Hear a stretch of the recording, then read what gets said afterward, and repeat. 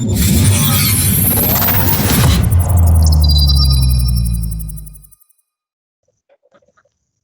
my name is Jeremiah Cohen. I am the Chief Information Security Officer here at Simpatico Systems. Thank you for joining us today. Our discussion today is going to be with Eric Hentschel from Infrascale. Infrascale is a provider of data protection solutions, backup and disaster recovery products that provide up to one button booting of your applications in their cloud for any kind of disaster scenario. Hey, Eric, thank you for joining us today. How are you? Not too bad. I appreciate Simpatico and you, Jeremiah, making us part of this event. Looking forward to the discussion here. Yeah, of course, anytime. Before we get into our specific topic on endpoint protection, can you please tell us a little about what Infrascale provides? Yeah, absolutely. Primarily what we provide is backup and disaster recovery, but not all data is created equal, right? Some is critical to your daily revenue generation. Other data is critical, but resides at, say, Microsoft or Google, like your Gmail or your Office 365, right? Or maybe Salesforce.com, very critical data, but you have no control over it, and they're not backing it up, right? And then you've got some data that's required, but not during a disaster scenario. There's things that if it came up in a day or it took a little longer, not going to break anybody's heart. And so we have products that span those different levels, if you will. I always refer to it as the people, pets, and pigs of your data, right? The people data needs to be up right away. The pet data can take a little longer. And then there's some data that if it comes up in a week, that's great in a disaster scenario. So those are the solutions that we provide: backup with manual recovery or backup with automated disaster recovery, giving you different levels to protect your data. Thank you for that, Eric. Yeah, I think you touched on something that's a critical point that most people don't realize. Most people don't realize that the data they have in the cloud is not as safe from a data protection from a disaster recovery scenario as they think. Most of that data is only protected based on that application or that vendor's backup cycle. And typically that's like 30 days. So if you need to go back for something for 30 days and your local backup has failed or whatever mechanism you have in place, essentially there's no guarantee you're going to get that data just because it's in the cloud. Right. Okay, so let's get into that endpoint solution you were talking about. What is that all about, Eric? Well, this would be our ICB solution, or what we call Infrascale Cloud Backup. As I mentioned, it's an endpoint backup solution for your desktops, laptops, servers and storage devices, mobile phones and tablets, SQL server databases, Exchange server databases, QuickBooks data, and many other types of data. With the growing remote workforces, increasing threats of ransomware, and expanding compliance needs, the risk to endpoints has never been higher, right? IT departments cannot keep up with the bad guys, and the bad guys know it. Ransomware has exploded 400% between 2018 and 2020. Every company needs to have a secure and simple to configure and an easy to manage endpoint data protection solution. ICB safeguards most of your critical data and fulfills backup and retention requirements. Yeah, that's great, Eric. It's key because you mentioned so many different endpoints there. And in this day and age, there's data everywhere, and most people don't even know where all their data is. So to have the ability to back all those devices and endpoints into one location and have that protection, that layer of comfort, is going to be key. Yes. So Eric, you mentioned those increasing threats, which is very true, and probably in the few minutes we've been talking, that statistic has changed. Can you share some detail on that and how that applies to what Infrascale is doing? Sure. Yeah. Most users today are concerned about ransomware, right? It's the biggest threat to their environment, and it's becoming more and more sophisticated. using increasingly deceptive means, right? These phishing events that take place to get into to your network, right? Or exploiting software vulnerabilities. We just saw this with SolarWinds recently, where they exploited a software vulnerability to get into data. The Malwarebytes Q3 2019 threat report indicated that 363% increase in malware detections and a 235% increase in threats aimed at organizations from enterprise to small business. They don't care who they're going after. They're just trying to make some money, right? 2019 Global State of Cybersecurity in the Small and Medium-Sized Business Report indicated that phishing and the social engineering to be the most common types of cyber attacks experienced by SMBs in all countries. 76% of respondents in the US said their companies had a cyber attack in the year 2019. That's a lot of companies that experienced the cyber attack. Ransomware attacks are causing more downtime than ever before. The average number of days it takes for organizations that are infected by ransomware to restore their networks is over 16 days now. Ransomware is typically detonated during the night, all right, or early morning, when the oversight, right, the security admins and even the users are not typically there. Infiltration during off-peak hours means that most machines are not running as the workday is over and most employees are gone. This allows that ransomware to infiltrate and spread. According to Cyber Ventures report, every 14 seconds a ransomware attack will be carried out on a company. That's huge. There are about 5,200 breaches reported in the first 9 months of 2019, exposing over 7.9 billion records. Compare that to Q3 2018, the total number of breaches was up 33%. And the total number of records exposed more than doubled, up 112%. So hacking seems to remain the top breach type for numbers of incidences, while web attacks have exposed the most records this year. 60% of all companies go out of business within 6 months of falling victim to a data breach or cyber attack. That's an unbelievable statistic, right? They're going out of business because they were attacked. They weren't able to recover in a timely fashion, or whatever at that point caused them to eventually go out of business. With both the financial security and the future of your business on the line, it's crucial for organizations of all sizes to have measures in place to monitor suspicious network activity and have a solid business continuance disaster recovery solution in place as well. Oh, those are staggering numbers, Eric. I mean, we see these numbers come out every year. They continue to grow. They're not decreasing.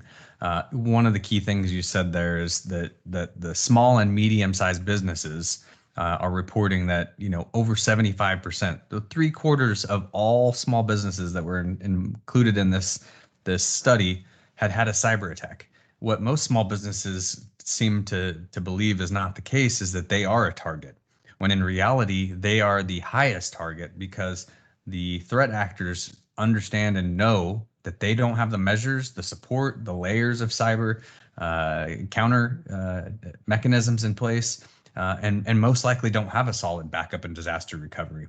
So this is crucial for especially those smaller businesses, but businesses of all sizes, which is great that Infrascale can scale, no pun intended, for those who need that. Yeah, absolutely. The attackers out there know that if they just keep sending these emails, these little phishing emails, right, somebody is going to eventually click the link. So for most companies, it's not a matter of if they're going to have the problem. It's really, when is it going to happen? Right? It's like they say, um, uh, the threat actor only has to get it right once. Right. And the client has to get it right all the time. Yep. So, all right. Well, Eric, there certainly does seem to be plenty of reasons to protect data, as we've mentioned. That said, how does the Infrascale Cloud Backup solution protect clients from these specific issues we're talking about? Yeah, that's a great question. What are we going to do that's different, right? Well, number one, we have something we call anomaly detection. So it monitors and it will alert on a ransomware attack. Simply put, our ICB solution will identify the drastic increase in changed files when those files are starting to become encrypted. And since we have unlimited file versioning history, it's easy for you to roll back to a known good copy of the file or files as it is in most cases. We also have multi-factor authentication to help keep the bad guys out of the dashboard, right? And eliminate the chance of malicious deletion of backup copies. In fact, you can set this up so that no files can be deleted from uh, from that repository by any of the end users. So even if someone were to hack in and get into the cloud copy of the data as an end user, you can have it set up so they can't delete anything. With our UltraSafe Max encryption, only the end user would have access to the passphrase. So whether the concern is, say, internal espionage or the external espionage and or ransomware attacks, other problems, we have you covered there as well. So there's a great privacy tool for CEOs who are worried about internal issues. They're the only ones, that particular CEO or that user is the only one with the passphrase. So even if someone gets their data, it's encrypted, and they are the only one that has the passphrase. Finally, we can track devices and do a remote wipe of data, or we can, whether it's just the data, or we can wipe the entire device if required, after, say, a theft or something like that. Thank you for that, Eric. I mean, this anomaly detection that you're talking about, that seems pretty amazing. I mean, like you said, it's likely that you may not even notice that on a small scale. But if you've got one endpoint who's now got multiple file changes or manipulation within that backup period, you're essentially becoming an alerting or a layer of that cybersecurity platform as far as that detection piece. So I think that's key. And like you said, what's also key is that backup that leaves that environment needs to be immutable. We can't have there's a ton of malware out there and crypto variants that have the ability to encrypt a local machine, but also seek and destroy any sort of backup that might be attached or connected or whatever the case may be. So having that piece in place with that ultra safe max encryption is going to be very key in this aspect. So. And that ability to remote wipe of data, that's also fantastic, right? We don't want the possibility of that physical security piece being breached if in the event something was stolen. So fantastic. Yeah, we can't always prevent things from happening, but we have tools in place to minimize the damage caused by it happening and allow you to recover your files and get back to work sooner than later. Agreed. So Eric, I think you mentioned earlier that the various pieces and the endpoints and the things that it protects. What about SQL databases? There's a lot of applications out there, a lot of in-house applications that are very dependent on databases. What does the solution from Infrascale look like as far as backing up database files? Yeah, when it comes to, say, SQL or Exchange, things like QuickBooks, other accounting files, other applications and files, right? We're designed to back these things up while in use. So whatever files they are, in a nutshell, we're able to back them up even when they're in use. This is a big differentiator from most of our competitors. So yeah, people like the way we back up SQL databases. I'm not prepared to get into it technically, but if folks have interest, we can certainly get into how we do that. But yeah, I think the key is that we can do files that are in use. We can quiesce and back up, and then let things take off again, if you will. Yeah, that's a great point. I mean, it is key to be able to back this data up while it's in use. It doesn't really do you good if you're backing up and it's skipping over data that might be locked. Right.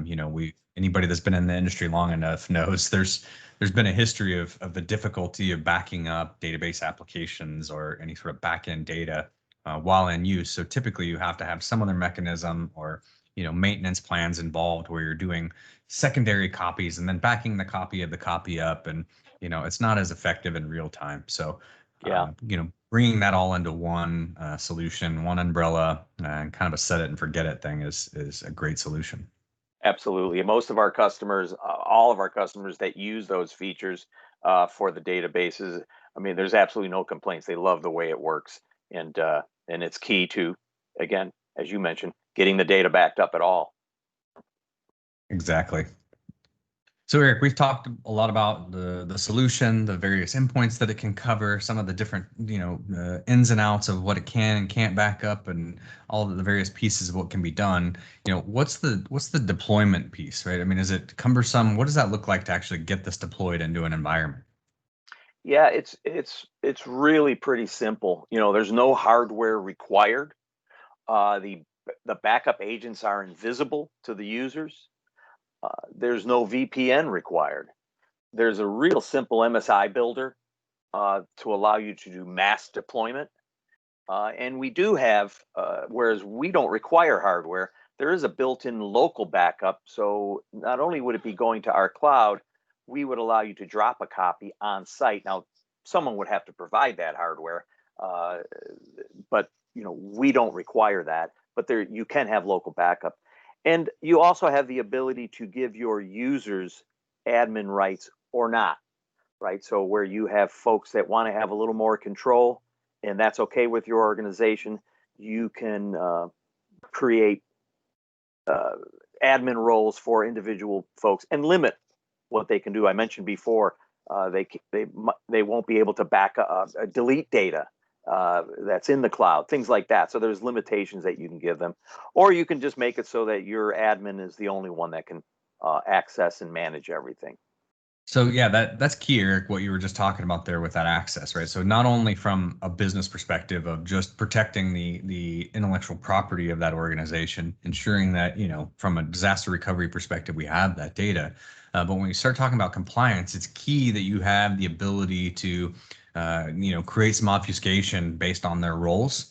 That's very key in a lot of the compliance standards we're seeing today, is to be able to have that differentiation. So Yeah. that's a key aspect of this. Sounds like it's very easy to deploy. Sounds like it's very flexible. Anybody who's supporting an environment like this, would obviously be very simple for them to deploy. But even for small businesses that don't have that technical support, that IT that they are leaning on or leveraging, sounds like they could easily just throw an agent on and start backing up pretty quickly without a lot of advanced knowledge. You got it. That's exactly it. So Eric, there's a ton of platforms out there today.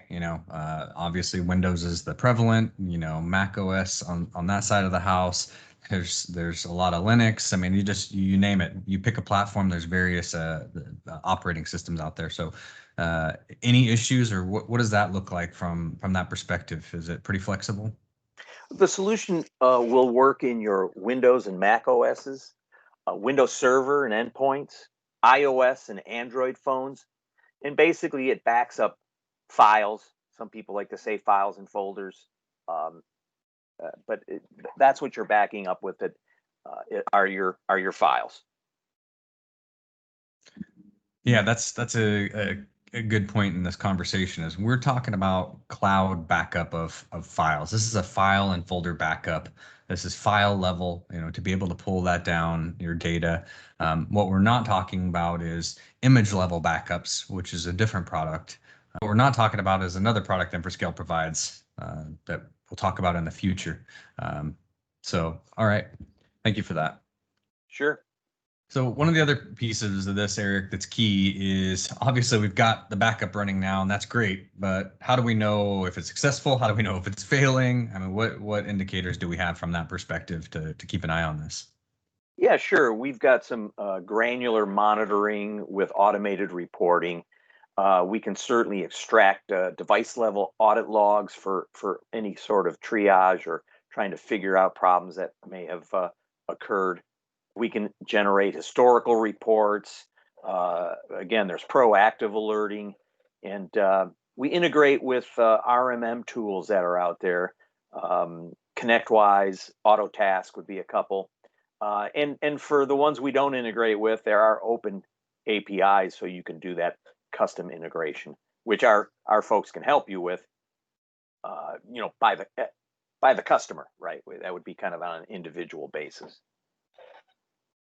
That's great. I love the level of auditing and the automation that's built into there, that proactive alerting. And for MSPs, that integration with RMM tools is going to be key, right? The less panes of glass they have to look through, the more effective they can be in staying kind of real time in your environment. Exactly, trying to simplify their ability to manage. Eric, you had mentioned that, and I also mentioned that there are other solutions as well. You know, if a customer wanted to leverage this product, I can't imagine, for some there's going to be a one size fits all, but there's going to be those other customers who have multiple needs, right? And we started talking about that image level backup. Sure. Is this something that can all be managed in one dashboard? Again, back to that single pane of glass. Is it going to be, they're going to have to manage that cloud piece in one, and then their servers and that image level in another? What does that look like? Sure. Just kind of going back to our RMM integration, we've done the same thing for ourselves, right? So we have the three different solutions, ICB, that we're talking about right now. There's IDR, Infrascale Disaster Recovery, and a third product, Infrascale Cloud Application Backup, which is for your Office 365 type solutions plus others. So regardless of which product, one or all of them that you're using, regardless of what's being protected, right? Whether they're virtual machines or endpoints, bare metal machines, regardless of where you expect to recover, our cloud, a public cloud, back to the original location. And regardless of whether you're managing one product instance or an entire fleet of customers across the world, there is just one single dashboard for you to log into to see everything, to triage everything, to manage everything. That's fantastic, Eric. Thank you so much for all this information. I mean, from my perspective going through this, I mean, this is a pretty easy solution. It seems like it's checking all the boxes, like we mentioned, whether you have IT support or someone helping you manage this backup and disaster recovery solution, or this cloud backup piece, or the small business owner is just trying to keep an eye on their environment, without having, not everybody can afford that support. It seems like this scales across the board for various customer base. So definitely appreciate your time, and going over this with us. So as you know, Eric, we're a partner of Infrascale, and very much love the solution. We have many customers already leveraging this platform, and it has been very effective. So if anybody is interested in talking with our sales team, and getting a little bit more information on this and seeing what that would look like for your environment, you can take a look at the information here on the slide, and reach out to us. Thank you again for your time today, Eric. Hey, thank you, Jeremiah, and thank you, Simpatico. We appreciate your patronage, the business that we do with you, and we look forward to doing more business in the future. Thanks, Eric. Take care.